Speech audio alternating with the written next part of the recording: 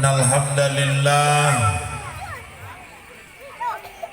wassalatu wassalamu ala rasulillah wa ala alihi wa sahbihi wa mawalah. La haula wa la quwwata illa billah. Rabbi adkhilni mudkhala sidqin wa akhrijni mukhraja sidq waj'al li min ladunka sultanan nasira. Wa qul ja'al haqqu wa zahaqal batil innal batila kana zahuqa. Wa qala Allah ta'ala fil Qur'anil Karim A'udzu billahi minasy syaithanir rajim. Bismillahirrahmanirrahim. Wal 'ashr innal insana lafi khusr illal ladzina amanu wa 'amilus solihati wa tawasaw bil haqq wa tawasaw bis sabr. Sadaqallahul azim wa sadaqa rasuluhun nabiyul karim wa nahnu ala dzalika minasyahidin wasyakirin walhamdulillahi rabbil alamin.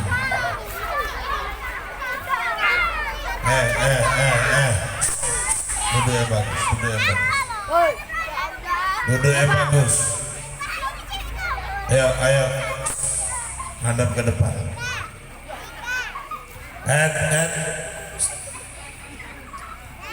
Ayo. Jangan ada lagi yang ribut. Bisa diam? Bisa diam? Itu yang di ujung. Ayo. Kemari.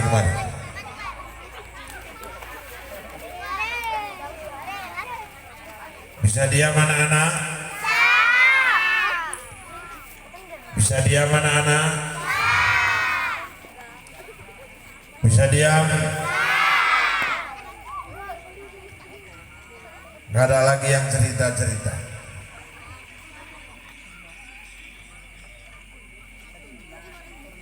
Kemarin saya ceramah, ada 2 orang anak-anak. Selama ceramah ribut terus. Saya tarik, saya berdirikan di depan.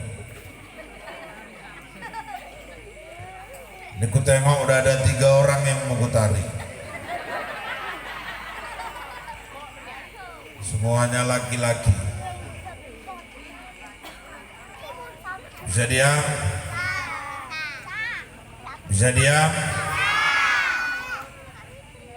Bisa diam? Pecinya betulin.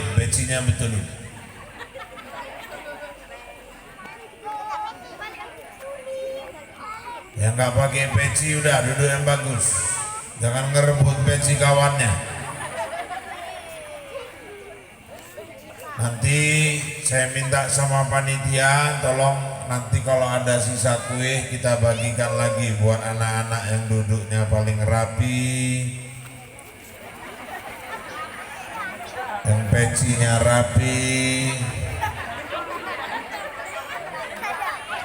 yang jilbabnya rapi,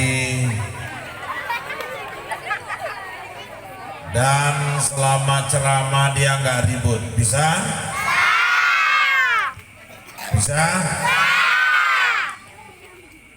Ya kok bentak. Yang saya hormati Kepala Desa Pematang Cengal beserta seluruh perangkat, Bapak Kepala Dusun, pemuka agama, pemuka masyarakat, orang-orang tua kami, bapak-bapak, ibu-ibu, adik-adik kami pemuda, pemudi, remaja dan remaji Islam, dan yang kami cintai anak-anak kami yang nggak bisa diam. Ya, udah nggak usah tuduh-tuduhan fotonya geluru-geluru.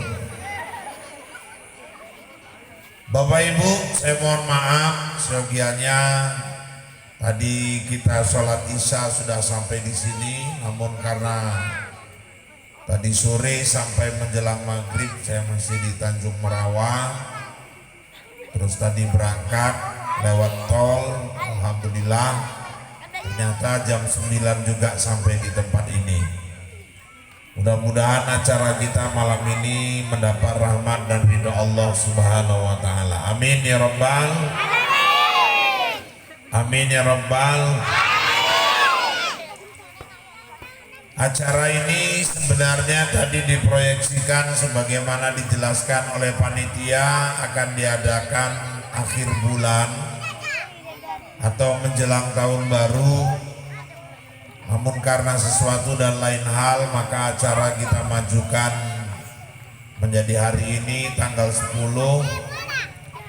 Namun acara ini dibuat dalam rangka refleksi tahun baru menuju kepada kehidupan yang lebih baik lagi. Amin ya rabbal.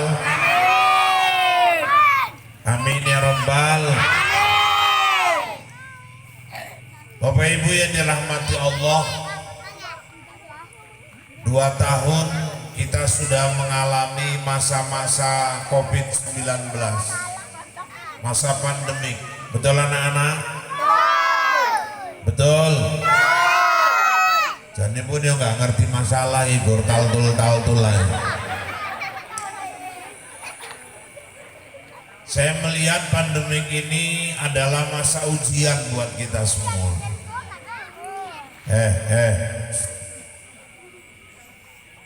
Bisa jadi ini ujian, bisa jadi ini cobaan, bisa jadi ini hukuman dari Allah untuk kita. Tapi apapun, semua kita harus tetap berpikir positif. Karena segala apapun yang terjadi pada hakikatnya itulah yang terbaik dari Allah untuk kita semua. Paling tidak Allah mau meruntuhkan kesombongan kita manusia.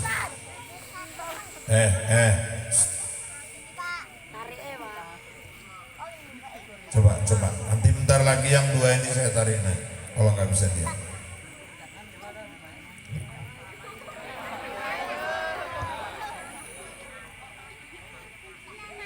Hanya dengan makhluknya yang sekecil itu, ternyata manusia kehidupannya menjadi kacau balau di muka bumi Allah ini.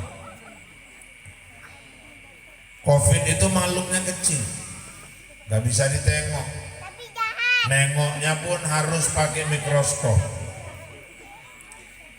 Ternyata dengan makhluk yang sekecil itu geger dunia. Maka jangan pilih sama yang kecil-kecil. Dulu Raja Namrud matinya cuma gara-gara lalat. Namrud kekuasaannya hebat. Mesir itu semua di bawah kekuasaan dia. Nabi Ibrahim mau dibakarnya hidup-hidup, bakar sudah dibakarnya. Tapi bapak-bapak, ibu-ibu, akhirnya Allah kirim seekor lalat berterbangan terus di muka.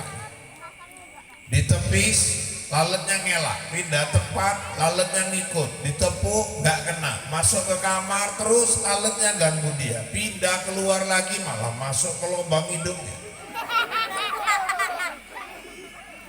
masuk terus ke rongga hidungnya ini sampai mendekati otaknya. Putus jaringan-jaringan otak di dalam. 3 hari lalat itu masuk ke jaringan otak. Sakitnya luar biasa, nggak tahan Raja Namrud, akhirnya dibenturkannya kepalanya ke dinding, pecah. Kalau Allah berkehendak Raja Namrud kekuasaannya hebat, matinya cuma gara-gara lalat. Tengu kayak cilik. Tapi kalau udah beraksi, geger orang satu rumah dibikinnya. Dan temu ini pinter golek nggon. Nggak pakai Sherlock pun dia dapet aja. Makanya jangan sepele sama makhluk Allah yang kecil. Itu makanya saya cari istri pun yang kecil. Ya orang rumah saya kecil. Karena kalau orang kecil itu biasanya pinter-pinter. Kenapa? Karena pencernaan sama otak deket. Jadi hasil pencernaan cepat sampai ke otak. Udah gitu kalau bikin baju meterannya nggak banyak. Dan biasa orang kecil juga makannya nggak banyak. Makanya itulah saya pertahankan sampai akhir hayat saya Anjeli yang di rumah saya itu. Makanya bapak-bapak, ibu-ibu sekalian yang dirahmati Allah, kalau Allah sudah berkehendak, dia kirim makhluknya yang kecil, tapi geger manusia. Sampai sekarang haji belum berangkat, udah 2 tahun. Umroh sudah mulai dibuka, kemungkinan paling bisa berangkat pun Januari. Itu pun dengan peraturan yang sangat ketat. Ada karantina dan lain-lain. Kemarin coba selama COVID banyak, udah 2 kali hari raya anak gak jumpa sama orang tuanya. Banyak orang gak bisa pulang mudik. Gara-gara COVID sekolah anak-anak sempat gak karu-karuan. Sempat gara-gara COVID bapak-bapak ibu-ibu yang dirahmati Allah banyak usaha orang anjlok. Alhamdulillah harga sawit tambah naik. Makanya petani sawit gak terlalu berpengaruh. Dan ibu-ibu yang dirahmati Allah, bapak-bapak, kita melihat ini satu musibah yang Allah turunkan ke permukaan bumi ini. Makanya semua kita manusia, pertama dari dulu kita takut wabah. Yang kedua kita takut musibah. Ini kemarin ada musibah Gunung Semeru ngamuk, meletus mengeluarkan awan dingin. Bapak-bapak ibu-ibu, Sinabung udah berapa lama gak berhenti batuk. Itu makanya sampai hari ini kita melihat banyak permasalahan-permasalahan dunia yang Allah turunkan, musibah demi musibah. Oleh karena itu menghadapi ini semua, bagaimana sikap kita? Tidak ada lain Bapak Ibu yang dirahmati Allah, tawakkaltu 'ala Allah. Kita berserah diri kepada Allah Subhanahu wa taala. Betul anak-anak? Betul.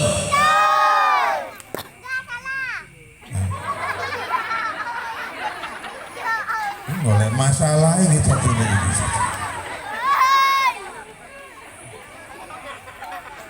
Oleh karena itu bapak-bapak ibu-ibu yang dirahmati Allah, Pak, gimana kita nyikapi COVID ini? Ada yang nanya, macam mana Ustaz menurut Ustaz COVID? Ya kalau saya ditanya, saya percaya COVID ada. Kenapa saya percaya? Pertama kata Nabi, serahkanlah sesuatu itu pada ahlinya. Ahlinya ngomong COVID itu ada. Siapa ahlinya Ustaz? Pakar virus.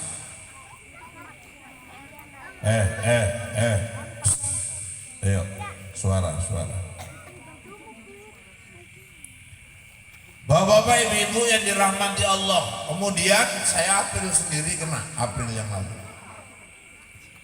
Pulang dari Kandis, Pekanbaru, demam tinggi.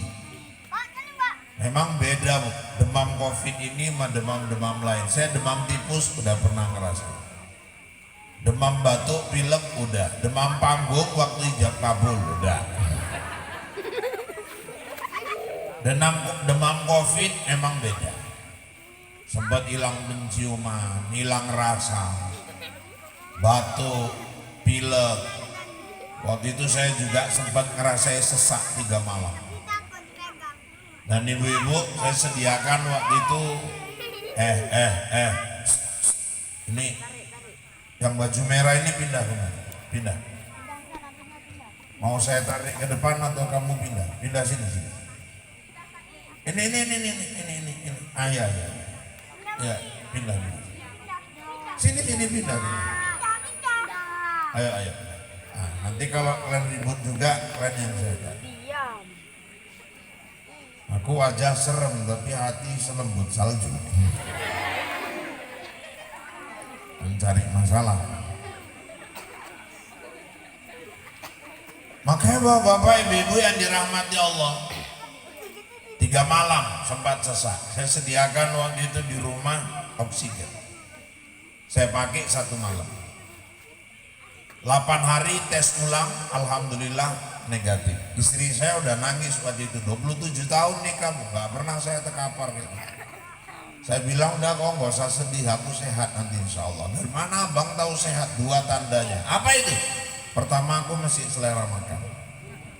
Yang kedua, tak delok raimu yang cantik. Tapi kalau mukamu udah kayak mak lampir, berarti aku yang cerah ibu. 8 hari tes ulang, alhamdulillah negatif. Jadi bapak-bapak, ibu-ibu yang dirahmati Allah, kesimpulannya apa? Covid ini belum ada obatnya. Obatnya ya kalau kita batuk dikasih obat batuk, kalau sesak dikasih obat sesak, kalau pilek dikasih obat pilek, bantu vitamin. Jadi kuncinya menghadapi masa-masa virus kayak gini Ustaz, masa-masa wabah ini, apa solusinya Pak Ustaz? Ya tingkatkan imun. Makanya saya nggak percaya kalau orang bersentuhan tangan aja bisa ketularan. Kalau virusnya ada, saya percaya. Kenapa? Karena bapak-bapak, ibu-ibu, waktu saya kena itu, yang gantikan baju saya anak saya, yang bersihkan badan saya tiap hari anak saya. Tapi kok anak saya nggak ketularan, berarti imunnya bagus. Jadi kuncinya sekarang ini bapak ibu, kita tingkatkan aja imun. Ada yang minum air jahe, ada yang minum induk kunyit, nah itu antibiotiknya tinggi. Ada yang minum air seri sama lemon. Kalau kawan saya madu, dari awal 2020 sampai sekarang udah 7 jerigen madu di rumahnya, yang 5 liter itu. Saya waktu ke rumahnya ditunjuk ini dari awal 2020, mau tidur 2 sendok, mau berangkat kerja 2 sendok. Tapi emang ampuh madu. Kemarin habis hari raya haji, demam dia, dites PCR, alhamdulillah negatif. Walaupun demam, cuman istrinya yang positif, meteng terakhir. Kakian ngombe madu terakhir mah ndak bujui yang positif, meteng terakhir bujui. Makanya bapak-bapak, ibu-ibu yang dirahmati Allah, kalau saya ditanya itu apa Ustaz? Bagian dari ikhtiar, usaha. Ada yang minum vitamin, ada yang minum air lemon, macam-macam. Tapi sebenarnya intinya bapak-bapak, ibu-ibu, naiknya imun ada hubungannya dengan naiknya iman.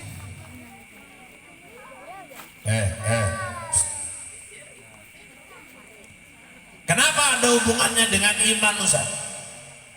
Kalau orang imannya tinggi, keyakinannya bahwasannya Allah selalu jaga dia juga tinggi. Penyakit fisik itu rata-rata masalahnya psikis. Saya bisa buktikan. Apa buktinya Ustaz? Bu, maaf. Kalau orang dia punya sakit lambung, pikirannya nggak enak, itu lambungnya naik. Penyakit fisik, masalahnya psikis. Kalau orang tensinya naik, bapak-bapak, ibu-ibu, dia punya hipertensi, darah tinggi, banyak beban pikiran, tensinya pun naik. Kalau orang punya sakit gula, banyak problem, banyak masalah, gulanya pun naik. Maka kuncinya sehatkan dulu psikis. Menyehatkan psikis salah satunya dengan iman. Apalagi buktinya, ada orang bu jaga betul selama COVID. Waduh, kemana-mana pakai sarung tangan, mau tidur sarung tangan, masuk kerja sarung tangan, di mobil 2 orang sama istri pakai masker, kemana-mana cuci tangan. Jadi masuk masjid masker, masuk kantor masker, wirid masker, disuruh makan lupa buka masker. Terakhir lontongnya beserak kabehan itu. Hand sanitizer di mana-mana, cuci tangan mana-mana cuci tangan. Kena COVID juga. Lawong gila kayak mangan apa-apa yang dipangan. Turunin nandi-nandi nggak genang-genang, nggak pernah cuci tangan, apa mana hand sanitizer, nggak pernah nggo masker, nggak pernah krungu enek wong gila positif COVID. Kenapa orang gila nggak kena? Udah nggak punya beban pikiran. Makanya kalau fisik mau sehat, sehatkan dulu psikis. Kuncinya bahagiakan hati. Bahagia hati bukan karena banyaknya harta. Banyak orang sawahnya luas membentang, pabriknya tinggi menjulang, kesana kemari naik kapal terbang, uangnya numpuk di bank. Kalau makan pakai rendang, ditambah udang sama empek-empek dari Palembang. Tapi sayang walau dia bergelimang uang, hidupnya nggak pernah tenang, nggak pernah senang. Kenapa Pak? Orang lakinya mata keranjang. Ketangkep melarikan mantan istri orang, janda dari secanggang. Nah ini masalahnya. Harta melimpah nggak menjamin juga orang bahagia. Faktanya banyak orang tinggal di rumah mewah tapi batinnya nggak tenang.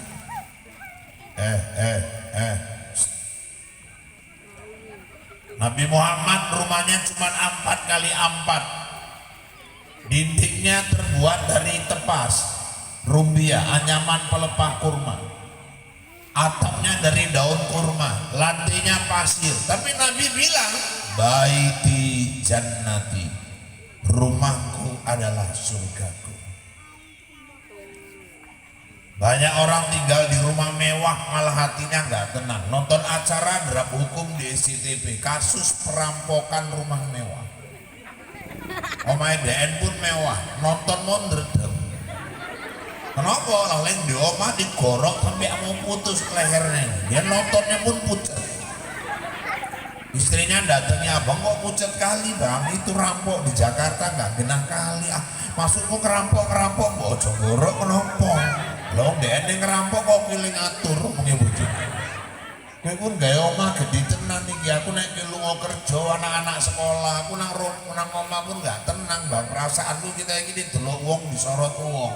Ya udah besok kita panggil tukang, kita pagar tinggi-tinggi, panggil tukang, pagar tembok tinggi-tinggi. Terakhir tersiksa karena harta.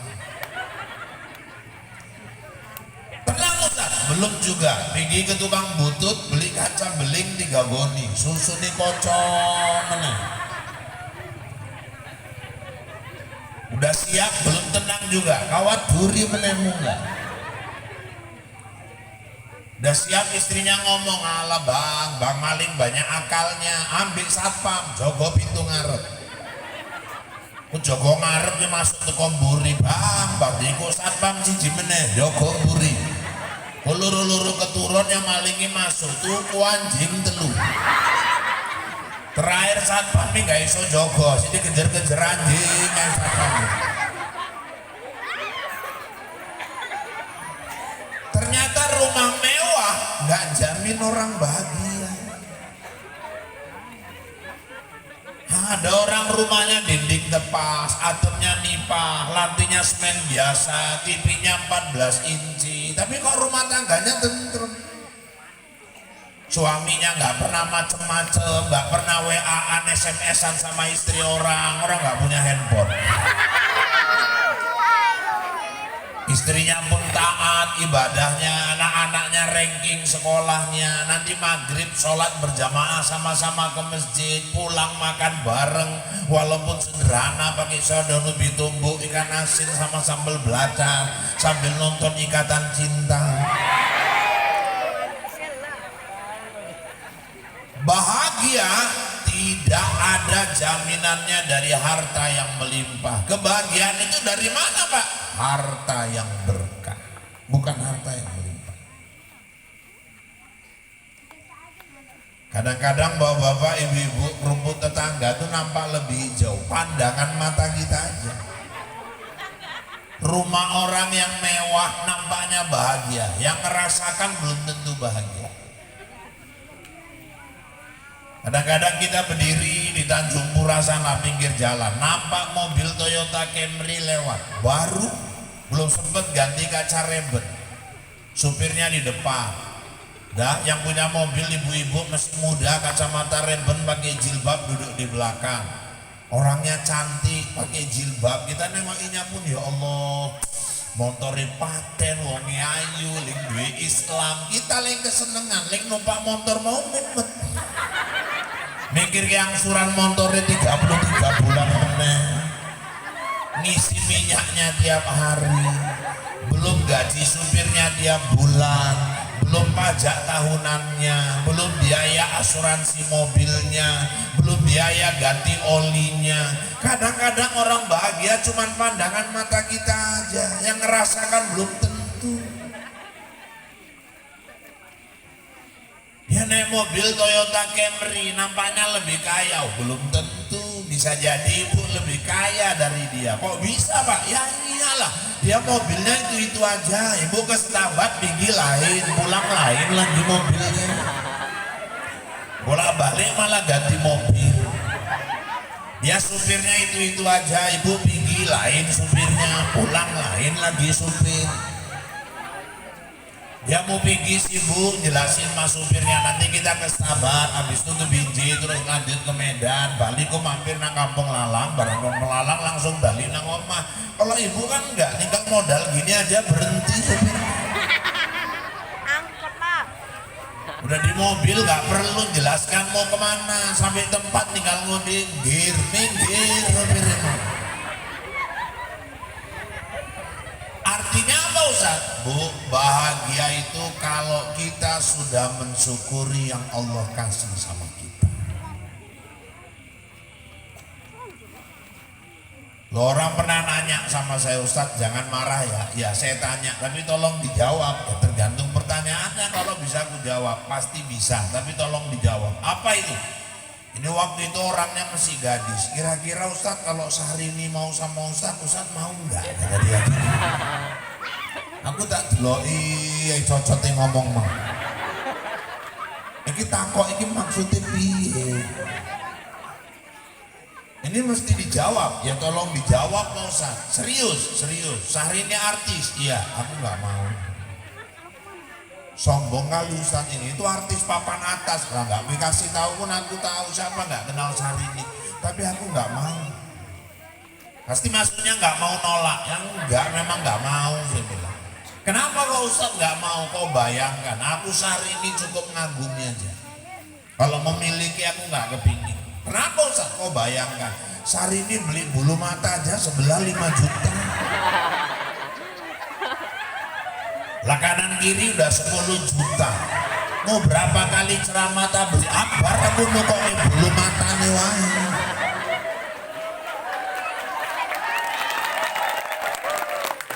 Lah itu ya bulu motong. Lah sehari ini beli tas saja terbang ke Hongkong. Saya belikan orang rumah di pajak Hongkong, kan udah beda kali. Dia masuk salon habis 20 juta, cantik, kita ngagumnya aja. Memiliki pun bayari salon dia nggak sanggup. Jadi yang terbaik Pak, yang Allah kasih sama kita itu yang terbaik. Syukur. Mungkin ibu dulu doanya waktu gadis kepinginnya minta sama Allah, jadinya itu sama Wak Leman. Bisa aja.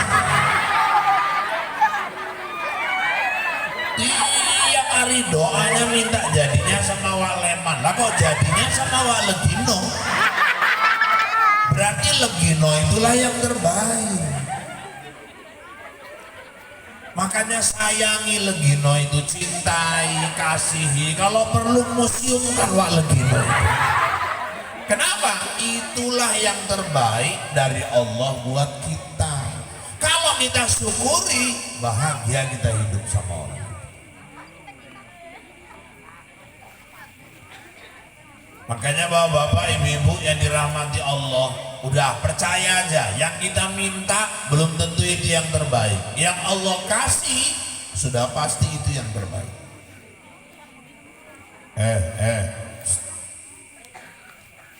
Ada orang pesta sampai nyari-nyari pawang hujan, minta jangan turun hujan. Tapi kalau emang lagi musimnya sama yang bisa nahan.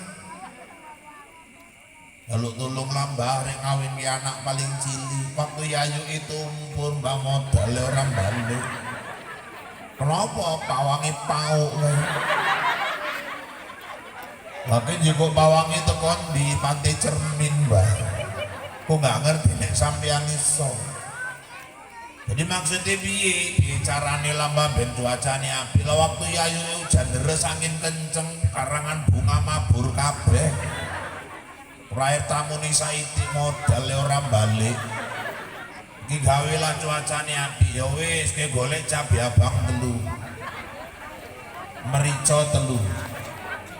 Garam 2 sendok. Bawang telu. Lho nek arek nyambel mbah yo kagian cocok tak tampung cangkemmu. Gudang garam anda itu di Samsu 2 bungkus. Dukun sekarang nggak mau gudang garam merah mak, milih di Samsu. Terakhir garam sama beras campak-campakkan ke langit. Apa itu? Sholat iya kana budu wa iya kana stain. Ya Allah, hanya padamu aku nyembah, hanya padamu aku minta tolong. Munafik. Ngomongnya aja iya kana budu wa iya kana stain. Prakteknya iya kana budu wa iya dukun stain. Nyembahnya udah betul sama Allah lah, kalau minta tolongnya sama dukun.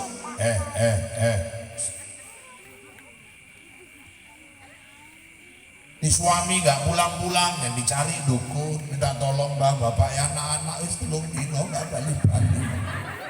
Dukun ini pun marah gitu, 3 dino ae keter, Bang Toyib 3 kali puasa, 3 kali lebaran.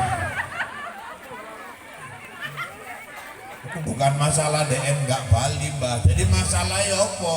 Masalah kerungu DN nenek main mbak. Nek main karo sopo, karo rondo. Wong ayu ikhlas, aku ireng pendek tonggek pesek elek batak bulan.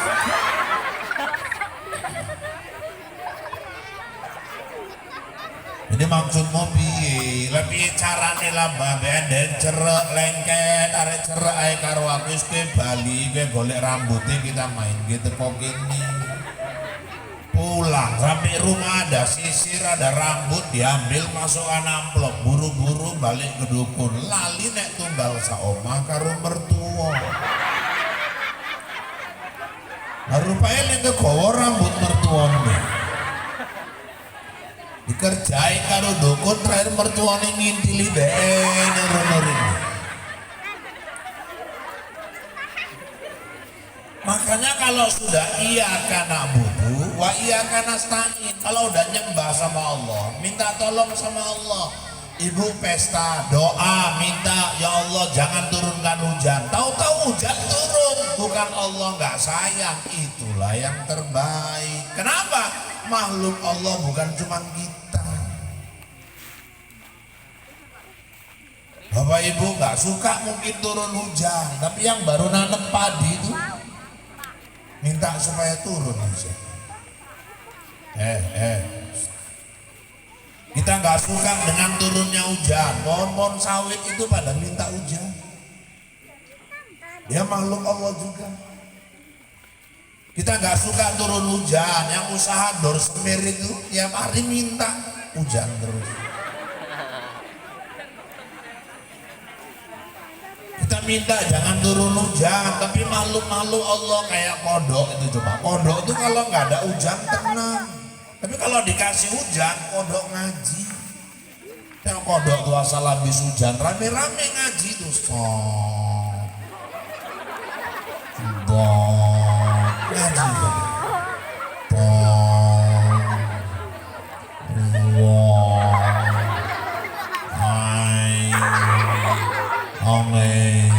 Itu kodok-kodok yang masih ikro. Kalau yang udah Quran kan alif lam lain lagi.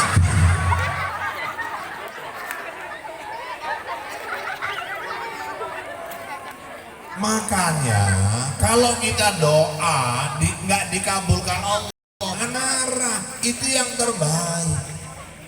Yang kita minta belum tentu itu yang terbaik. Yang Allah kasih udah pasti itu yang terbaik. Betul anak-anak? Betul. Ini satu. Nih makanya kemarin pada masa PNS nih, penerimaan PNS, banyak yang ikut tes, banyak yang ikut ujian. Kemana itu Ustaz? Ya sudah, silakan anaknya ikut. Tugas orang tua Ustaz, tahajud malam, doakan. Sholat hajat, doakan.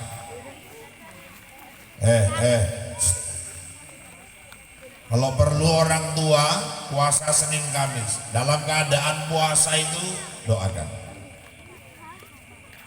Anak kita yang ikut ujian Pak, suruh dia sholat hajat, suruh sholat tahajud, minta supaya diberi kelulusan. Tahu-tahu keluar pengumuman nggak lulus, itulah yang terbaik. Loh, kok malah itu yang nggak itu yang terbaik Pak? Mungkin kalau dia lulus jadi mudhorat, dia jadi PNS.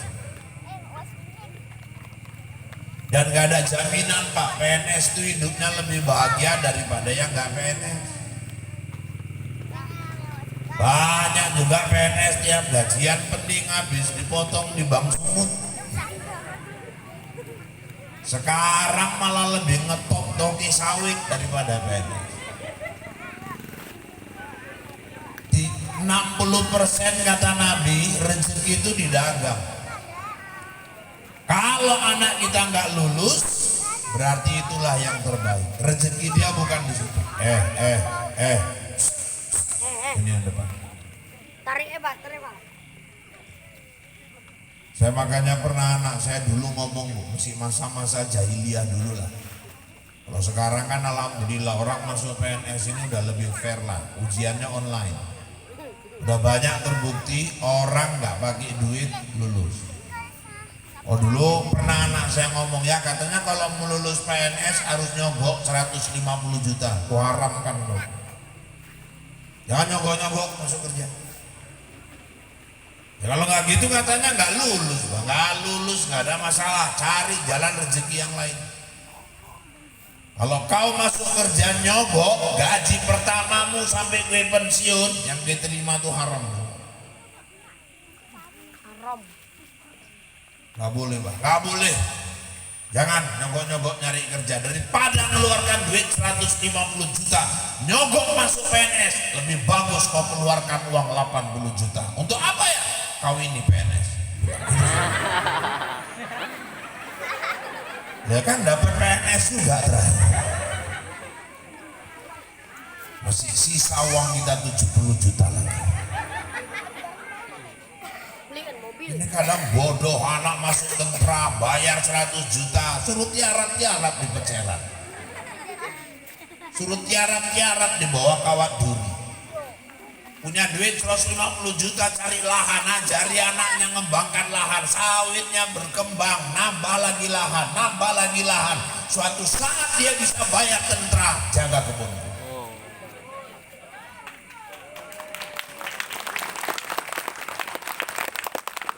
Bapak-bapak, ibu-ibu, kalau kita mohon nggak dikabulkan Allah, jangan buruk sangka.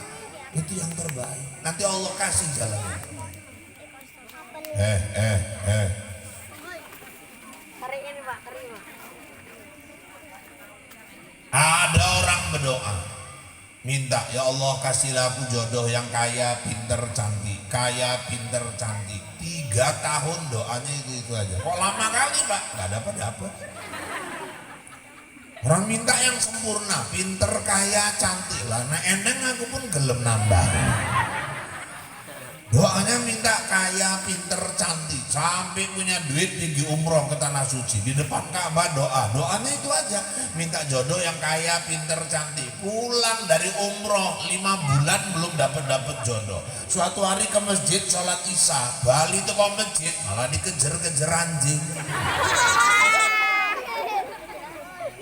Ini anak-anak lajang, anak gadis saya kasih ilmu. Kalau dikejar anjing jangan lari. Kalau kita lari berarti kita bodoh juga. Kenapa? Anjing kayak sikile papat, kita guluru. Nggak akan menang. Oh jadi jadi lomba lari. Wis sikil guluru asam urat pula. Jadi kalau dikejar anjing Pak Ustaz cari tembok manjat, atau cari tempat misalnya yang lebih tinggi manjat, ada pohon manjat. Kalau nggak ada pohon, nggak ada tembok Pak, jongkok. Situ dia ngejar langsung jongkok, pasti dia takut itu. Kenapa? Dia pikir kita mau ngambil benda yang membahayakan dia. Pak kalau udah jongkok mesti diterkam juga Pak, itu nasib. Berarti anjingnya sing wis gila. Malah dikejar anjing, lari dia, diterkem anjing, buko keroak betis. Nangis deh, rupanya ditolongi orang cari mobil bawa ke rumah sakit. Apa kata dia di mobil? Ya Allah, kejamnya lah ya Allah.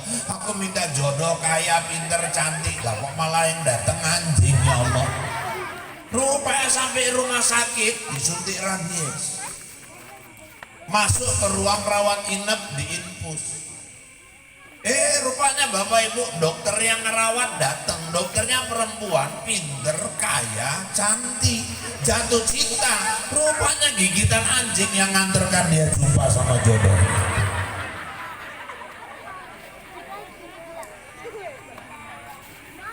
Artinya apa? Balik ke kaji tadi, Bapak Ibu jangan pernah nyesali yang sudah terjadi. Apa yang kita terima, syukur. Orang bahagia kuncinya kalau hatinya selalu bersyukur. Betul anak-anak? Betul. Maka hidup ini bukan perkara banyak, tapi berkah. Umur bukan perkara panjang, umur 91 tapi pelonga, pelongo, ketap, ketip, koyong pau. Menang-menang ngeces. Menang-menang putune nekani kok meneng ae kakek kula rupane nguyu nang celana. Syukur kalau umur 90-an memori masih bagus, bisa ngasih nasihat, ibadahnya juga bagus. Saya pernah bertamu ke rumah kawan saya Pak, aduh orang tuanya umur 92, 91 gitu. Saya datang ke rumahnya jam 9 pagi, ngobrol sama anaknya, lah tahu-tahu orang tuanya keluar. Wajahnya basah, tangannya basah, kakinya basah, sholat di musola rumah. Tak telok jam 9, subhanallah, 91, isi rajin sholat duha. Jam 9. Selesai sholat saya datangi, saya cium tangannya, aku salut dulu ke kakek. Kenapa? 91 iki rajin sholat duha. Pau ke aku juhur, la ilaha illallah. Tak belok jam 9 lah juhur apa? Kok malah aku yang dipauk-pauk gitu. Saya tanya anaknya loh kok juhur, ya nyanyok.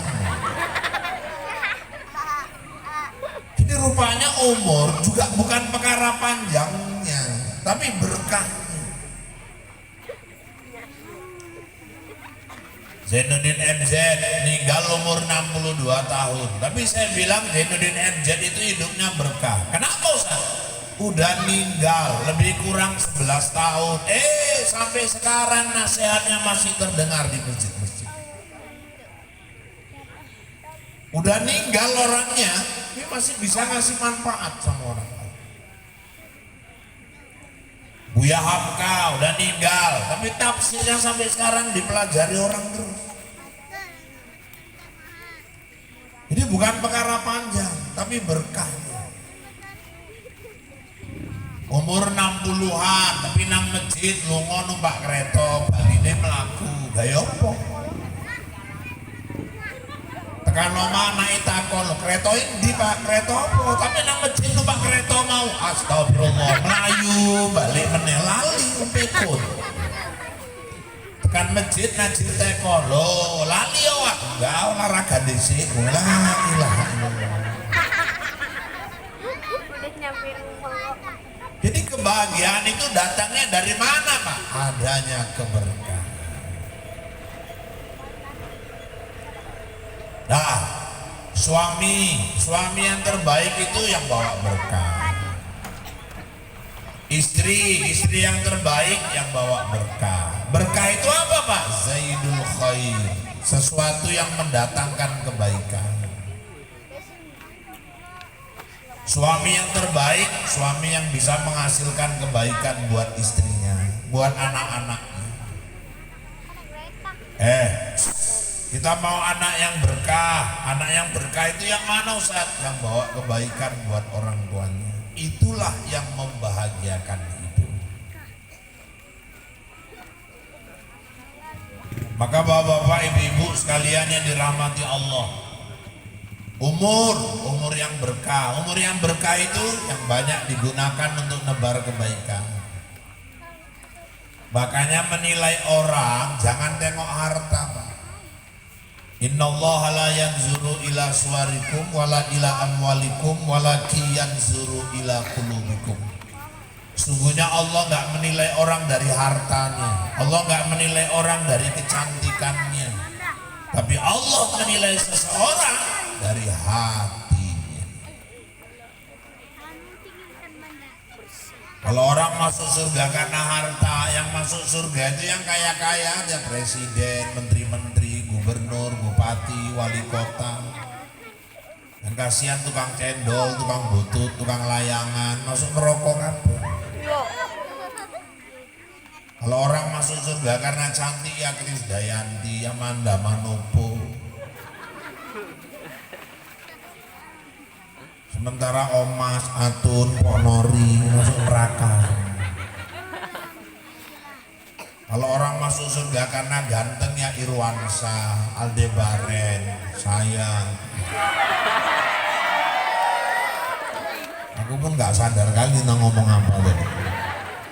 Sementara Mandra, Bokir, Boneng masuk neraka. Makanya nilai orang itu jangan dari kayanya, jangan dari pangkat, jabatan, gantengnya. Nilai orang itu yang hidupnya berkah, hidupnya bermanfaat buat orang. Dek, saya bisa minta kursi plastik ini. Aku naik kursi ini kemewahan, ayo. Kemales menyat. Podo-podo jagung kan enak. Kalau ada yang ribut nampak nariknya enak. Berdiri tadi nggak jelas kali.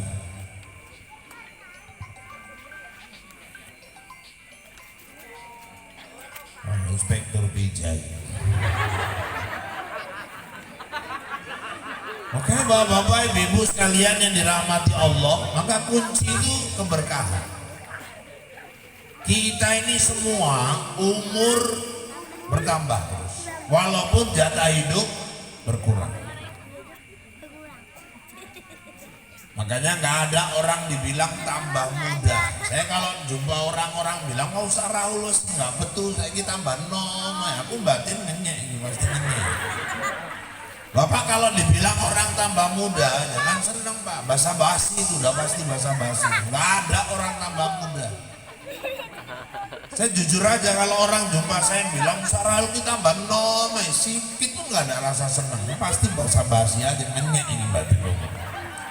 Nggak ada, kita ini semua tambah tua.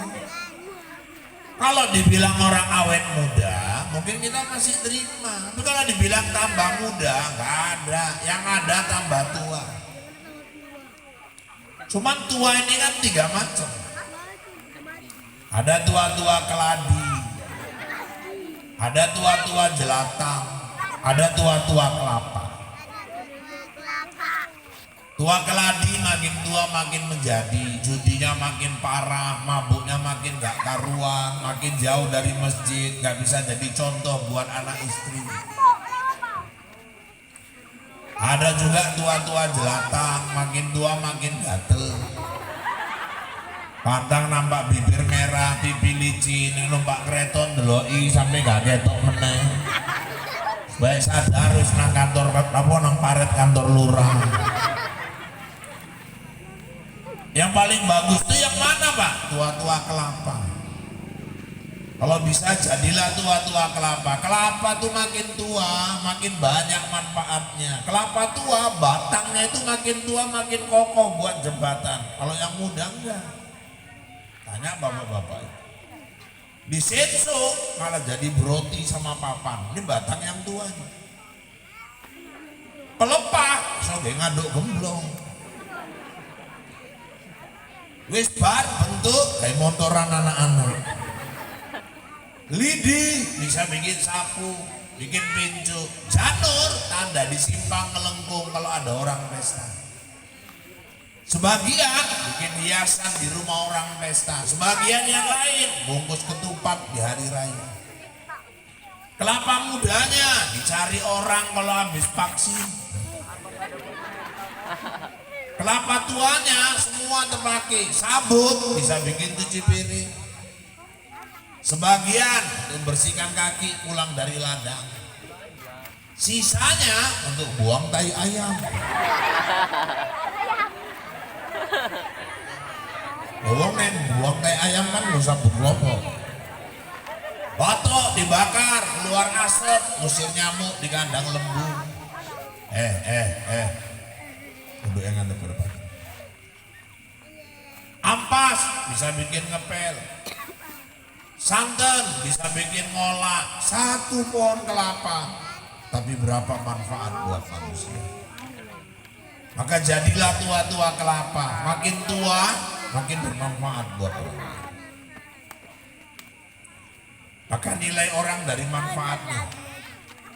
Ya sepele, kadang-kadang kita jumpa guru ngaji kesana kemari naik sedan. Lo guru ngajinya kaya Pak? Enggak, sedan tuh maksudnya sepeda dangdut. Kalau di Dayung semua marga keluar sirait, siregar, sirait, siregar. Orang ini karo tutupi rapet. Jadi asal di Dayung sirait, siregar. Muni bele pun ginting, ginting, ginting. Tau bani kempes, lubis.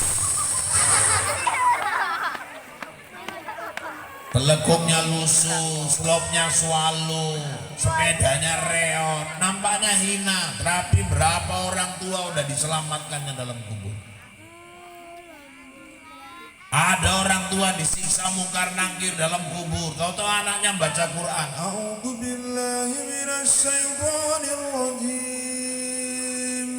Bismillahirrahmanirrahim. Mungkar ngomong sama nakir, bro berhenti dulu bro. Udah jangan disiksa. Anaknya lagi baca Quran. Barulah mamanya yang dikubur sadar, ya Allah, rupanya guru ngaji yang menyelamatkan aku di kubur.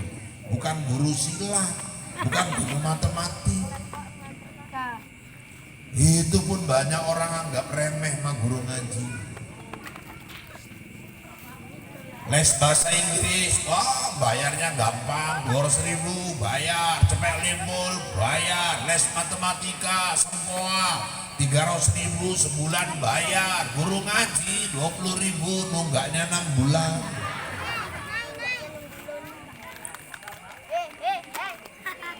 Padahal guru ngajilah yang menyelamatkan orang tua dalam kubur itu. Bu, tengok orang dari manfaat, jangan dari status sosial.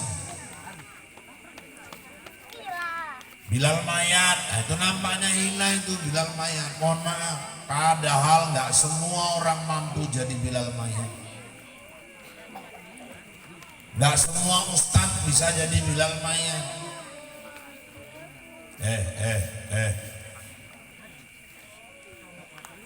Kalau DPR habis jabatan ada aja yang siap gantiin.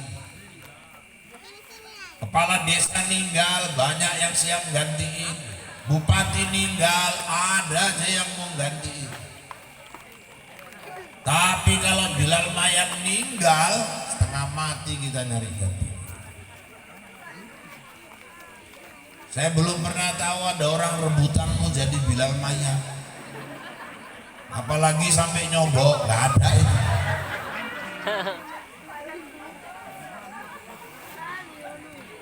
Nanti Bilal ninggal, dah malam Jumat rapat di Perwiritan. Assalamualaikum warahmatullahi wabarakatuh. Assalamualaikum warahmatullahi wabarakatuh. Bapak-bapak, saudara-saudara sekalian, sebagaimana kita maklum, Bilal kita Wa'mail telah berpulang ke rahmatullah. Nah ini contoh. Kalaupun ada kesamaan nama dan peristiwa, cerita ini fiktif belakang. Dek, tolong suaranya. Ayo. Anak-anaknya udah diem, yang besar tolong kita. Makanya bapak-bapak, ibu sekalian yang dirahmati Allah, dah. Terakhir malam ini kita akan menentukan siapa pengganti Bilalnya. Saya rasa supaya nggak repot-repot kita tunjuk langsung Wak Jono aja lah sebagai Bilal Mayat. Wak Jono pun nyaut, aku anak-anakku nggak nih. Yo kenapa Wak? Nggak ngerti, mau anak-anak pesen mau dikongkon jadi Bilal Mayat nggak usah gelem Pak. Jadi nasihati lah Wak, anaknya ini kerja akhirat ini. Yo kue lo ngomong karo anakku. Kami nggak wani Wak, anak Eriko brimob, makanya juga kian cocok ngomong gitu. Kalau nggak Wak Antoai Wak, ngaku asem urat. Apa hubungannya Wak asem urat ke rumah di mayat? Gak iso nek kena banyu mayat kumat.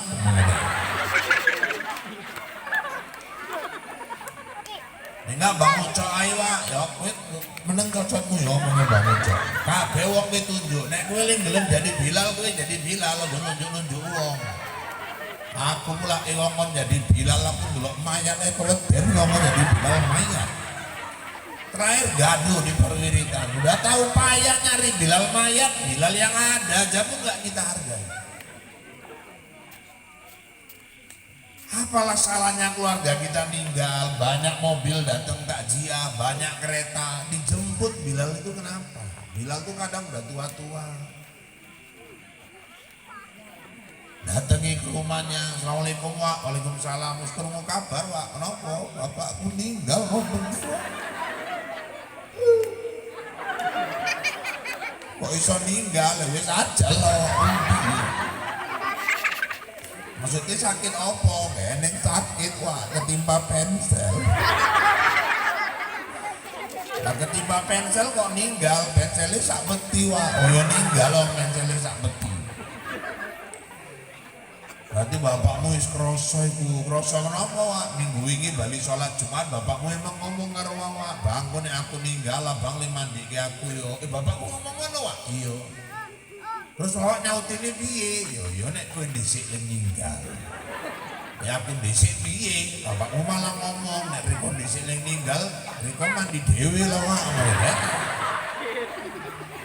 Kau kan Bilal Mayat.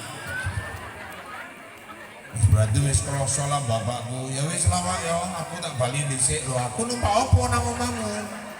Aku arek cepet iki Wak, ngabar-ngabari ling lain. Ya wis lah.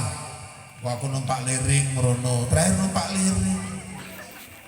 Apalah salahnya sekali-sekali jemput pakai Avanza, bukakan pintunya. Suruh dia duduk, tutupkan pintu, jebret, ngomong cekelan ning dhuwur. Kan agak wibawa Bilal Mayat kita. Ki numpak liring rantine bola-bali ucul. Kemeringet. Kalau pejabat layat, ya Allah, belum lagi turun dari mobil udah pada ninggalkan kursi, dulu-duluan nyalami. Bilal Mayat tekan orang yang nyambut. Nyagak liring deh ning ngalami siji-siji. Padahal dialah pemeran utama hari itu. Belum kering keringatnya, motongi kain di belakang, motongi pandan. Dah siang nanti mandiin jenazah. Bapak-bapak, ibu-ibu, mayat didudukkan sikit. Itu kan cara mandikan, habis air 9 disirami, mayat tuh didudukkan sikit, diangkat kepalanya, kakinya dibenggangkan gini. Kenapa didudukkan sikit, Pak? Supaya mendorong kotoran keluar. Dipejet perut bawah, agak diangkat kepala supaya ikut dorong kotoran keluar. Keluar kotoran dari bawah. Bila mayat, abangnya bukan, adiknya bukan, sapa-sapanya bukan, diceboinya orang tua kita. Tega dia megang kotoran bapak kita. Anak kandung aja belum tentu sanggup. Jadi kalau ada penyakit, ada pekong, dibersihin. Dulu tetangga belakang rumah saya kena gula basah, betisnya keroak. Udah dibalut pakai kain sarung. Sebulan nggak diganti-ganti sama anaknya. Ninggal, kawan saya yang mandiin. Habis disiram pelan-pelan, dibuka kain sarungnya nih, pas lepas rontok ulet-uletnya. Gitu pun kok tegel orang ngasih bila limpung.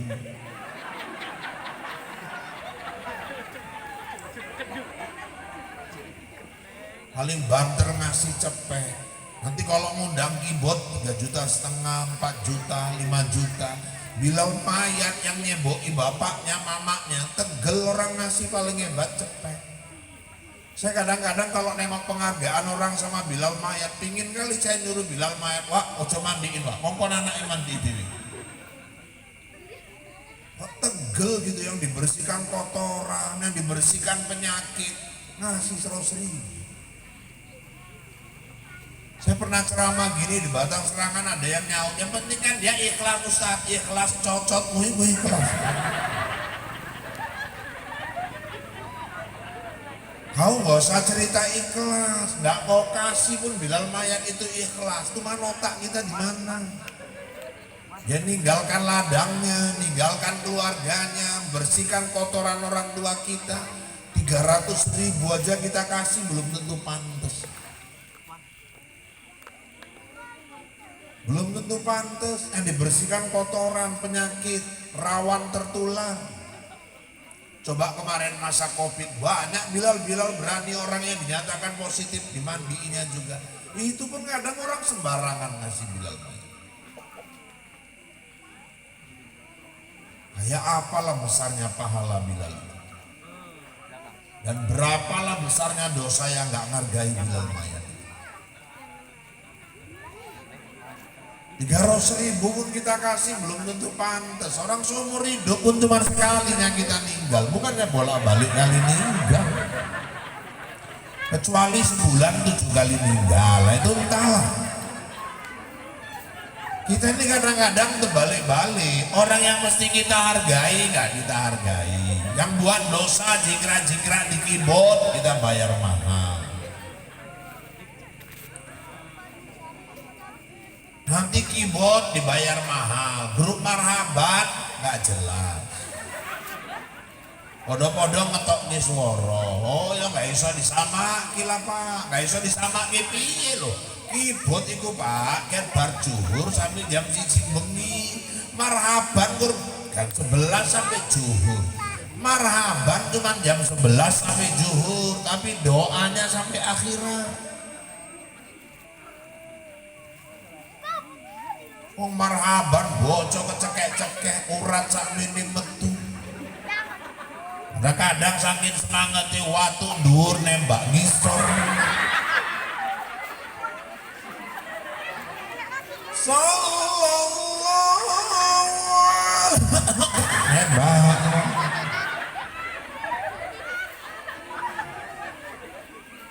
Ning diomong mana ngerti.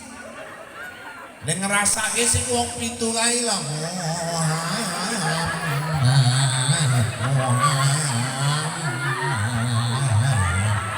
Sallallahu kembang kempes irunge padha. Sambil bahas hancur tenan ya wah iya. Karo semangan ndok iki mau bahas aduh tenan ah. Udahlah doa marhaban panjangnya gak ketulungan. Mulai gini tangan orang ngaminkannya. Urung siap sudah midrun Siti. Doa marhaban kan panjang kan. Nggak siap midun menjadi deloi cocok orang bocor aku nggak siap-siap loh awak. Terakhir taruh di atas paha dua-dua. Didoakan pengantin bahagia dunia akhirat, rumah tangga sakinah mawaddah warahmah. Didoakan nanti anaknya soleh solehah bali sebungkus mie.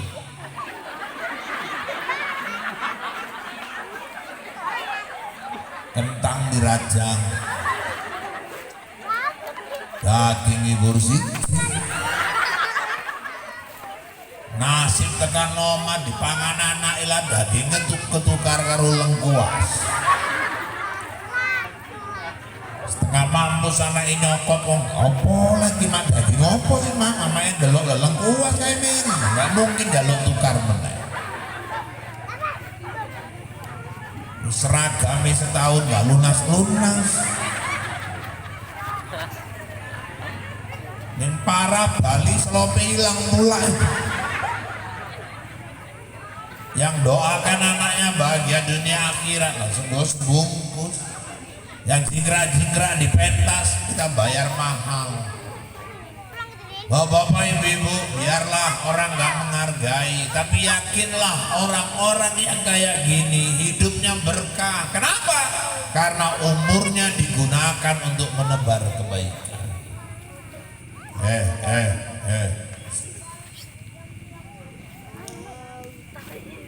Makanya saya kalau ditanya Ustaz Rahul cita-citanya apa sekarang? Saya cita-cita udah nggak ada macam-macam lagi Bu. Sekarang cita-cita saya cuma satu, pingin jadi orang baik. Udah itu.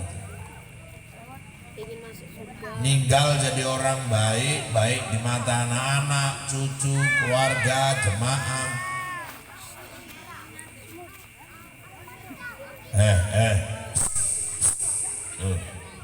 Arisan pula ini yang saya pernah juga kemarin waktu pemilihan wali kota Binjai, ada yang datang ke rumah nawari untuk jadi wakil wali kota. Sempat selera juga aku Bu. Orang rumah lagi nyayur di belakang, udah pulang tamunya tak datang ide ditawari jadi wakil wali kota. Jangan kurang kerjaan, didelok pun nggak raiku. Bok cerita itu nengok muka lakinya kenapa, nggak nyemangetin gitu. Dunia abang bukan di situ.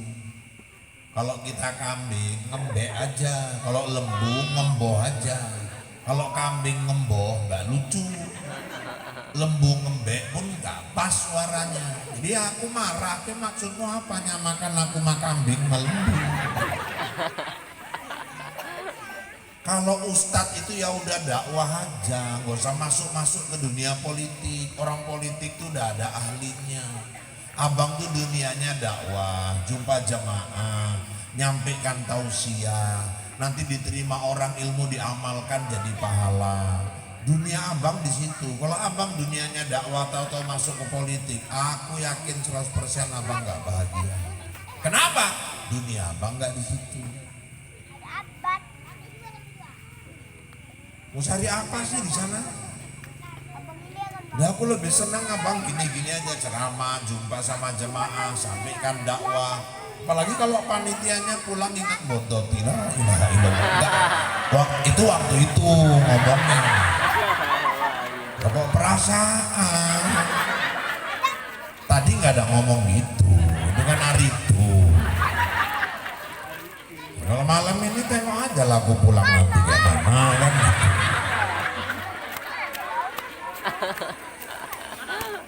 Jadi bapak-bapak ibu-ibu, akhirnya istri saya bilang udah kalau dunia dakwah lurus saja di dakwah. Dunia abang di situ. Abang tuh cari apa coba? Dia nanya sama saya, abang ceramah dari tahun berapa? Dari tahun 91 saya bilang. Oke, dari tahun 91 sampai sekarang abang ceramah. Pernah amplop abang diperiksa KPK? Kata dia. Lah ngapain amplop Ustadz diperiksa KPK? Artinya hidup kita tenang. Pejabat udah habis jabatannya pun masih dikejar-kejar KPK. Akhirnya saya kembali ke habitat saya. Makanya bahagia hidup itu apa Ustaz? Kalau kita bisa ngasih manfaat sama orang. Makanya supaya umur berkah, umur yang ada buat terus kebaikan. Apa aja terserah, buat makanan, antar ke tetangga. Ada orang punya urusan ke Stabat, bantu. Ada orang kesusahan, bantu. Ada orang sakit, jenguk. Ada orang meninggal, takziah. Saya di BJ sederhana aja program saya tawarkan ke jamaah. Yuk, yang penting tiap hari buat baik. Rupanya ada satu jamaah masuk ke akalnya, Pak. Oh, ini program musyawarah sederhana ini. Yang penting buat baik. Tiap hari harus buat baik. Aku mulai ini hari pergi ke Binjai. Sampai di depan Ramayana Binjai kan udah tutup itu. Ditengoknya ada orang tua di pinggir jalan. Nah, inilah kesempatan buat baik. Ditangkap tangan nenek itu. Sini nek, aku seberangkan. Diseberangkan nenek itu ada trotoar naik turun sampai ke seberang. Nah, sampai seberang neneknya nangis. Udah nek, jangan nangis. Aku ikhlas, bukan masalah ikhlas. Jadi masalahnya apa nek? Aku mau bar nyebrang kok kowe seberang meneh. Artinya apa Ustaz? Buat baik pun jangan salah alamat.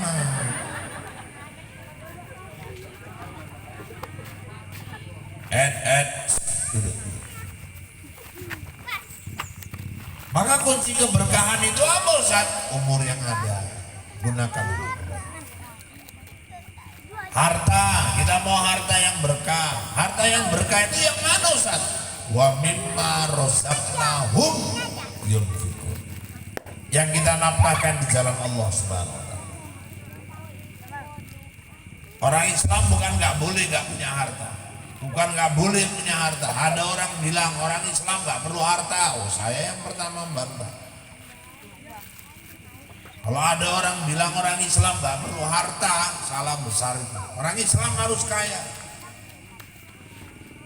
Makanya kalau ibu punya suami pemalas, suami ibu itu dibenci Allah. Kenapa? Orang Islam tuh memang disuruh kaya. Apa buktinya? Lo naik haji. Kalau nggak kaya, gimana mau naik haji? Banyak orang miskin Pak berangkat, itu qadar Allah. Kalau Allah mau kasih jalan dari mana aja emang bisa. Tapi pergi haji pun sekarang Bu, ini ditaksir bisa 40-an juta. Lah kalau suami istri apa enggak 80 juta? 80 juta kayaknya itu kok di kerupuk apa enggak jalan di kerupuk apa ini? Siapa bilang enggak perlu harta? Kenapa? Nah, naik haji itu naik pesawat, nggak bisa naik angkot. Haji itu harus ke Mekah, nggak bisa di tapak kuda. Makanya bapak-bapak, ibu-ibu, kalau orang Islam disuruh haji, berarti kau harus punya harta. Kalau orang Islam disuruh bayar zakat, bayar pakai apa kalau hartanya nggak ada? Kita mau nyekolahkan anak di pesantren, mau cetak anak jadi ulama. Paling murah sekarang 800.000 sebulan nyekolahkan anak di pesantren. Ada Pak ibadah nggak perlu harta. Apa itu? Puasa. Tanya mama-mama, bulan puasa sama bulan biasa belanjanya banyak mana Bu? Puasa. Kadang bapak nggak paham. Udah tahu bulan puasa belanja nggak ditambahin, itu kadang-kadang kasihan nih mama-mama ini. Kalau bulan biasa nyayur sore nggak cukup, nyambel kecap, goreng tahu, selesai. Kalau bulan Ramadan tiap hari mama-mama ini puter-puter. Ayo ropo, dan esok sahur selero bujuku anak-anak. Tiap hari ini muter. Belum lagi makan malam. Di 5:30 udah bersusun di meja bukaan tuh, mulai cendol, risol, melondol, ngolongol, rendang jengkol, jambu bol, dodol. Terakhir siap buka satu rumah tuh beol-beol. Kalau ada orang bilang orang Islam nggak perlu harta, salah besar. Ada Pak ibadah nggak perlu harta. Apa itu? Sholat. Oh, telekung paling murah cepet limpul. Ustaz kok tahu? Bojoku dodolan makanya ngerti. Sejadah harus beli. Kita mau punya istana di surga, bangun dulu rumah Allah di bumi. Apa itu? Masjid. Siapa yang bangun rumahku di bumi, aku bangunkan istana yang indah untuknya di surga. Bantu bangun masjid perlu uang. Keramik beli, batu bata beli, semen beli, tukang harus dibayar. Kalau orang Islam nggak punya harta, ketinggalan gitu.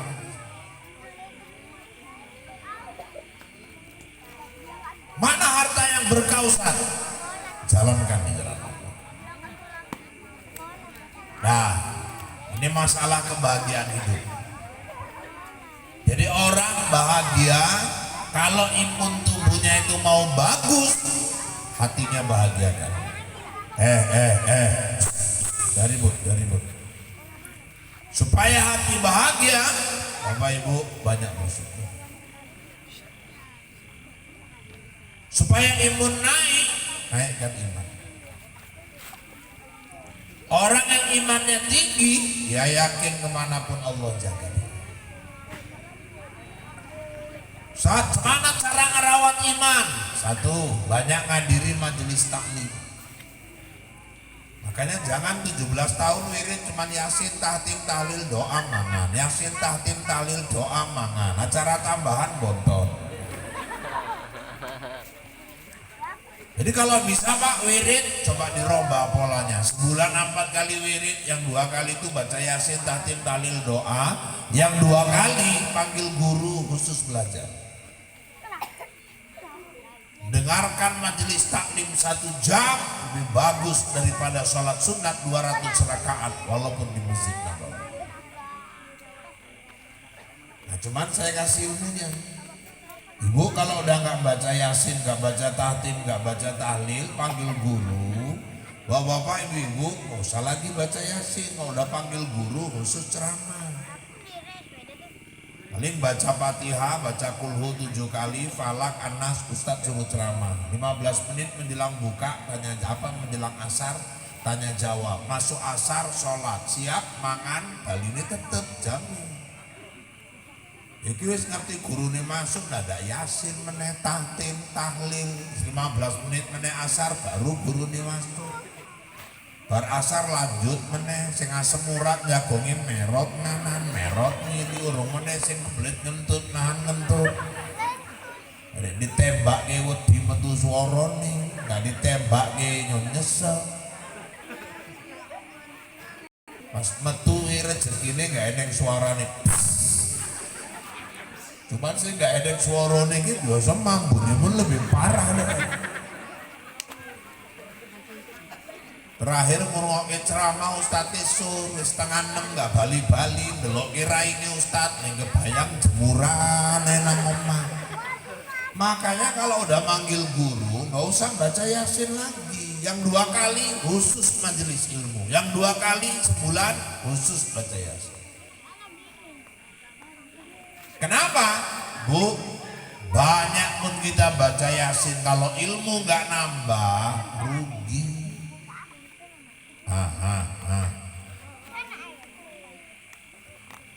Maka bapak-bapak, ibu-ibu yang dirahmati Allah, banyak ngadiri majelis taklim, ceramah-ceramah agama.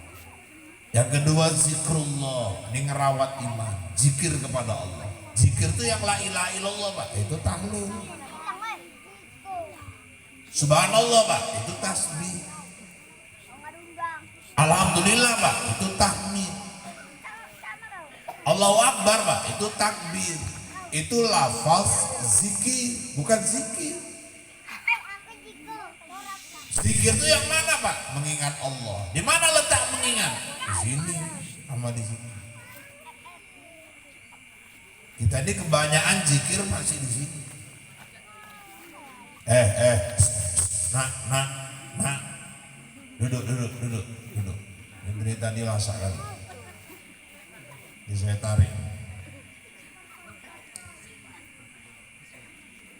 Ayo, la ilaha illallah. Banyak di sini. Ininya enggak. Kayak saya kadang-kadang kalau masuk ngirit mama macam-macam modelnya itu. Ada yang la ilaha illallah, la ilaha illallah, la ilaha illallah, setengah papat ya la ilaha illallah. Dah. Ini lagi wirid gua anak la ilaha illallah cemelitis la ilaha illallah marah ustad nanti marah ustad la ilaha illallah padahal tenang kok bapakmu gue la ilaha illallah cuma sesuk kata jadi mampus gue la ilaha dah. Cuman di sini toh ada yang zikir gayanya merem macam betul kali la ilaha illallah. Saya namburi mencai kerupuk kerepak kerupuk illallah batin kayak lontong pecel gila illallah. Mama menyirami kuah namburi mambu mirebus ini la ilah. Cemana zikir yang menjadi benteng? Kalimatnya yang mana aja terserah, cuma macam mana memakomkan di sininya itu. Maka belajarlah kepada ahli zikir. Maka ada yang masuk tarikat,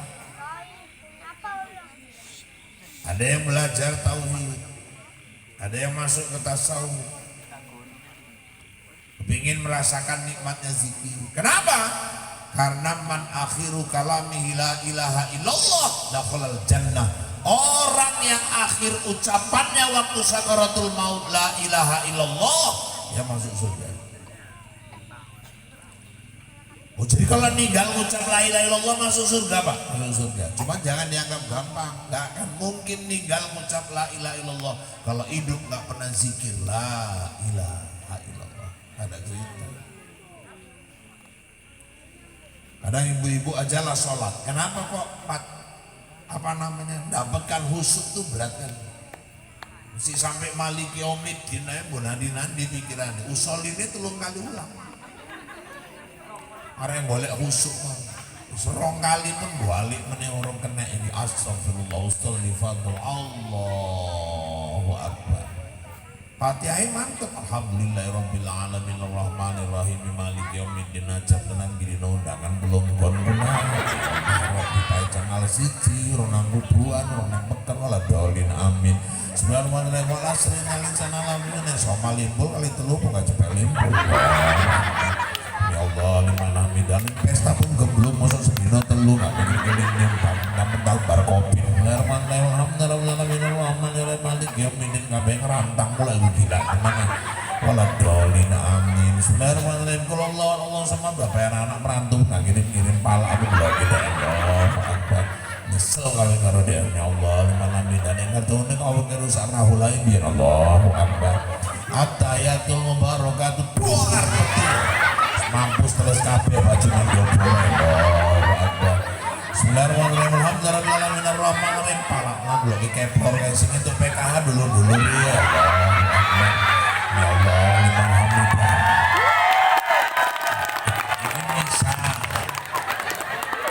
Otowis bar sholat, assalamualaikum, bar sholat umat. Jadi tulung rakaat atau mau papat ya. Orang sholat kok bisa ingat suami. Ada yang sholat ingat undangan, ada yang sholat ingat BLT, ada yang sholat ingat vaksin. Cuman salutnya saya satu, Fatihah kita kok nggak salah. Kenapa Pak? Karena Fatihahnya tiap hari diulang-ulang. Jadi kalau orang mau meninggal, dia memang udah biasa lidahnya ngucap la ilaha illallah.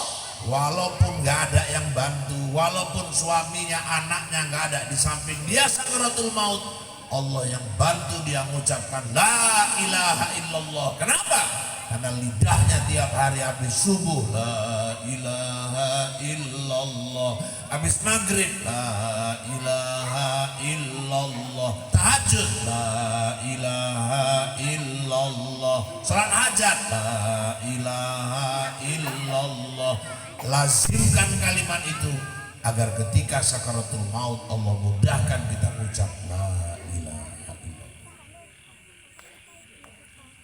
Dirampah ada penyanyi keyboard, walah setengah mampus ustaz bisikinya la ilaha illallah, gak nyamber orang keyboardan kuru-kuru benino kuru-kuru, benino keyboardan. Oh diajari la ilaha illallah yang membal, gak kan eneng itu. Ngajari udah keringet jagung, keringet buntet mentu pun gak akan iso. Ini kena kanker payudara mau ninggal. Lah Ustaz ngajari la ilaha illallah.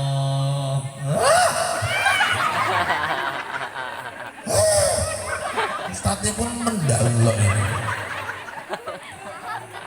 Diulangi meneh la ilaha illallah.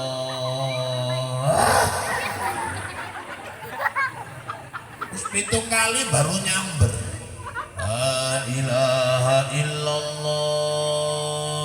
Sesuai nyamber juga lah la la la la la la la la la la la la la la.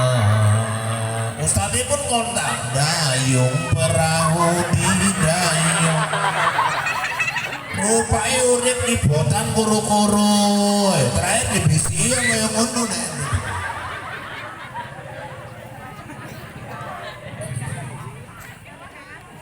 Nang bejene orang ninggal ngono juga bu, di bisi bermangat. Ayo bang la ilaha illallah, respon pun orang bermangat. Terakhir kawan akrab itu kok boleh dibantu mau Ustaz, boleh. Ustaz nggak marah kan? Nggak apa-apa, siapa aja terserah. Yang penting mudah jalannya. Terakhir dibuka handphone, tak tek tik, tunjukin karo sing sakaratul maut lan ninggal.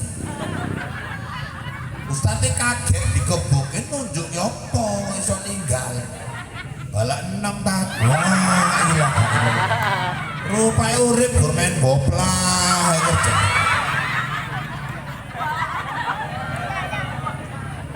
Tukang-tukang main boplah siap-siap lagi.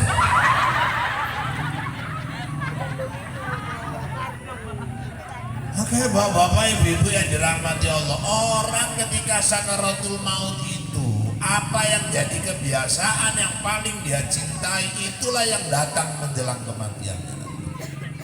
Kalau dia mencintai kalimat la ilaha illallah, insya Allah kalimat itulah yang akan menghampiri dia, dan ketika dia ucapkan di akhir hayatnya dijamin dia masuk ke dalam surga.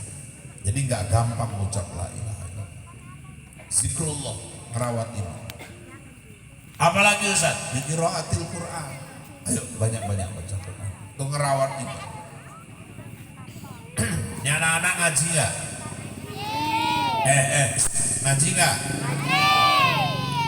Ngaji nggak? Bu, sekarang target orang tua anaknya nggak cuma baca, tapi hafal. Kalau ibu target anak cuma sekedar pinter baca, ibu ketinggalan. Sekarang di mana-mana target orang tua anaknya hafal Quran. Coba kemarin STQ Nasional di Ternate Maluku bikin kejutan anak gebang. Zahran Auzan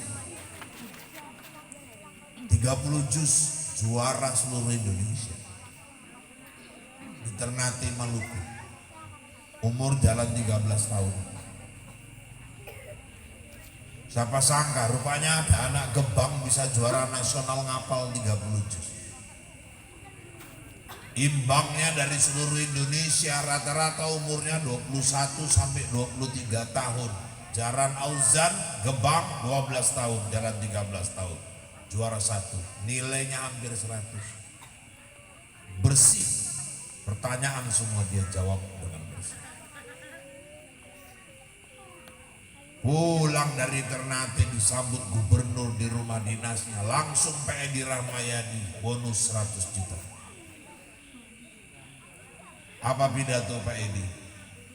Anak hafal Quran menjadikan orang tua biasa menjadi orang tua yang luar biasa. Jalan 13 tahun Pak, hafal 30 juz. Kita rambut udah 6 warna. Baca watini ae beloke nang wal asr. Lantaran simpangi mirip. Gede sekali jadi imam. Watini wa zaituni wa turi sinin wa hadzal baladil amin. Laqad khalaqnal insana fi ahsani taqwim. Thumma radadnahu asfala safilin. Illal ladzina amanu wa 'amilus solihati wa tawasaw bil haqq wa tawasaw bis sabr. Salah belok. Makmume pawo kabeh mantep tenan awak iki, mantep pula iku. Imame ruku, Allahu Akbar, ning mburi pun ruku, Allahu Akbar. Waktu ruku imame batin koyo salah. Kan mau baca watini lah kok ujungi watawasob lah watawasob bisa. Mesti ini kan lalajina amanu aminu soliati palahum watawa mampu jenis tenang ini ya. Yang buri nunggu nih ya imam mikir. Lantaran kesuwen gak tahan ya suwi takut suwi tenang wah imamnya. Imamnya khusyuk, khusyuk. Mesti ini kan lalajina amanu aminu soliati palahum watawa pau tenang ini ya. Misi wak suwi tenan wak khusyuk. Rupanya nang ruang imam nang pintu imame isin metu bali. Lah sak masjid ruku. Neneng bandel ngintip go imam ilang.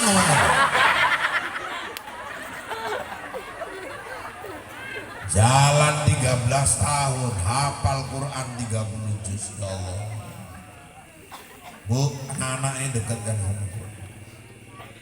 Anak hafal Quran itu bisa nolong orang tuanya yang masuk ke neraka. Nanti ada orang tua nuntut ya Allah. Itu ada anak nuntut ya Allah. Itu bapakku ya Allah. Bapakku ya Allah. Malaikat angkat bapaknya. Loh apa hebatnya anak ini ya Allah. Kok bisa ngangkat bapaknya di neraka. Dia hafal Quran 30 juz. Kini munggah. Dikau pun nyolong bondolan lah.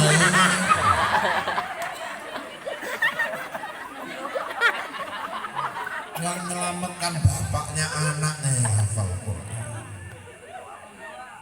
Makin banyak baca Quran, makin kita rawat iman kita. Apalagi Ustaz qiyamul lail, sholat malam, tahajud. Tahajud itu paling sedikit Ustaz 2 rakaat. Sebanyak-banyaknya enggak terbatas. Ayat yang bagus Pak kalau hafal akhir Baqarah. Lillahi ma fis samawati wa ma fil ardi wa in tubdu ma fi anfusikum aw tukhfuhu yuhasibukum billah. Sampai anta maulana fansurna 'alal qaumil kafirin. Kalau enggak hafal Pak ayat kursi.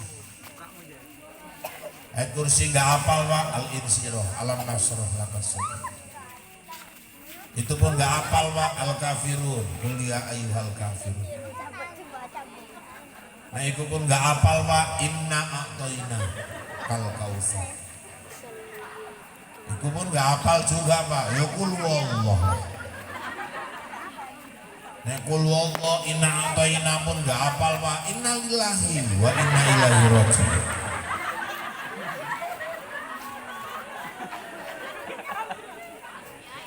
Terus ngerawat iman Pak bergaullah sama orang-orang saleh. Terakhir, banyakkan sedekah. Sedekah itu merawat iman. Sedekah itu nolak bala. Dulu orang tua kita kalau mimpi gak enak, perasaan gak enak, yang dibikin nasi urap.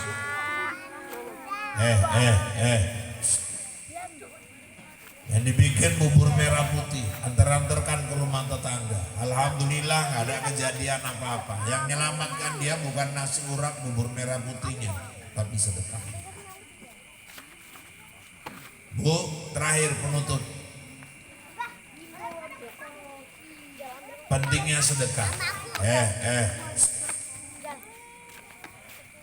Saya mau ngajak ibu-ibu memikir rasional. Di suami getol kerja, suami punya ladang, suami punya usaha, ngasih duit sama ibu. Ibu pun pinter-pinter jadi istri, hemat, simpen, yang lain dipakai untuk kebutuhan hidup. Saking hematnya nyimpen, terkumpullah sampai ibu.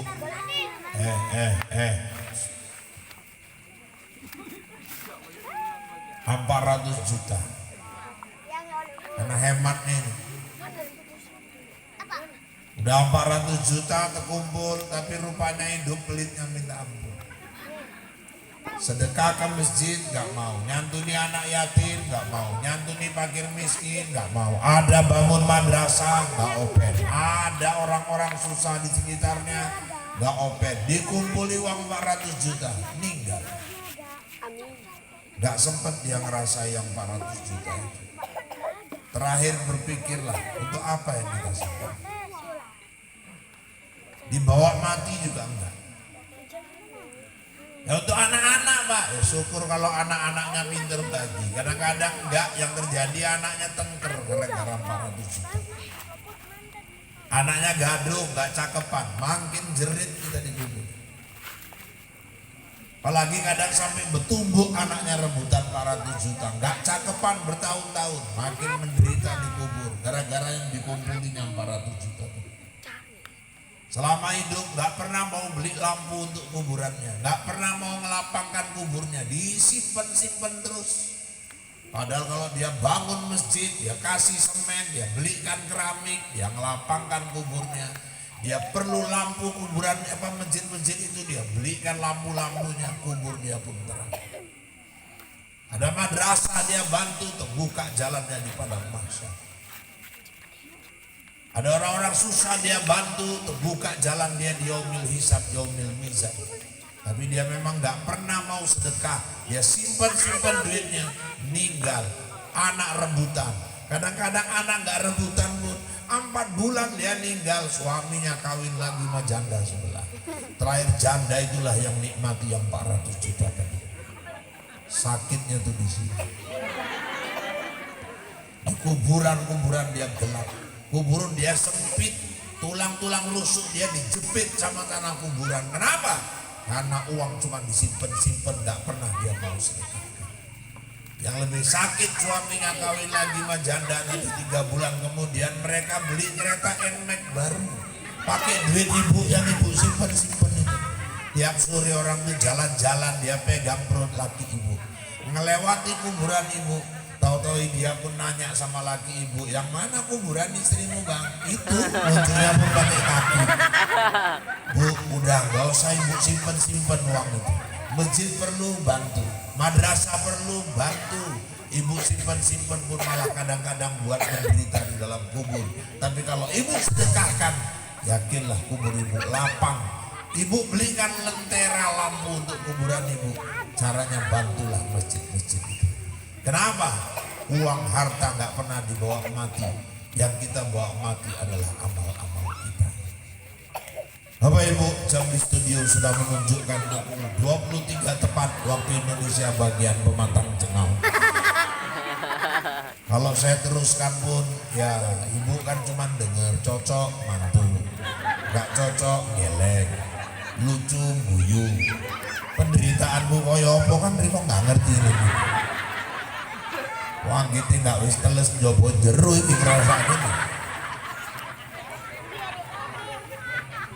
Menutup, kalau dirasakan kata-kata saya kasar, semua makhluk kasar bukan makhluk halus. Dan kalau dirasakan kata-kata saya menyinggung perasaan, itu pertanda Bapak Ibu masih punya perasaan. Kalaupun masih kurang, ya nanti kapan diundang, saya datang lagi lah, yang penting cocok ya. Nah, maksudnya cocok waktunya.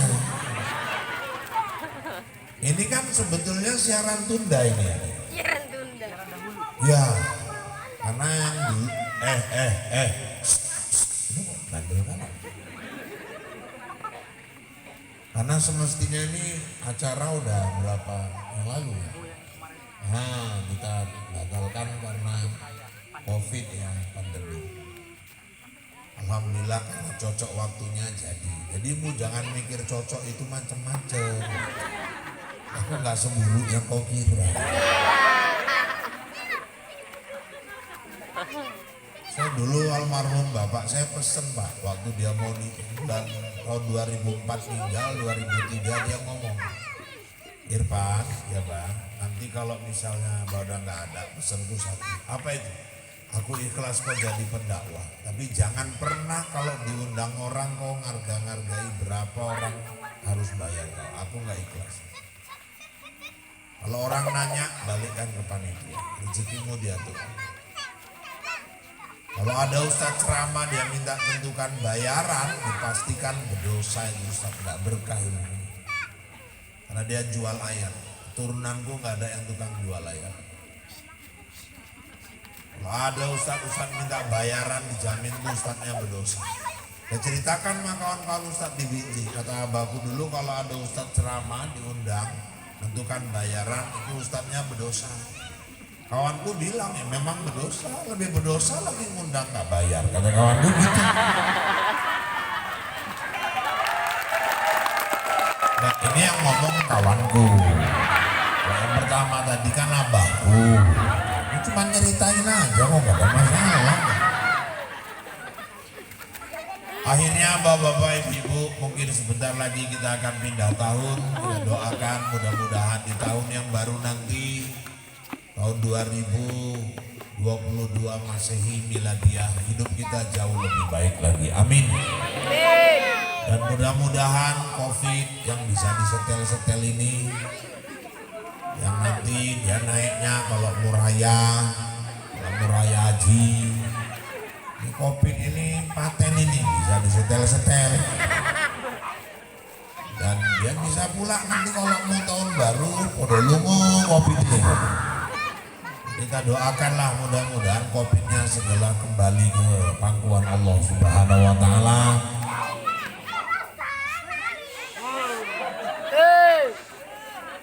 Jadi ngidam apa?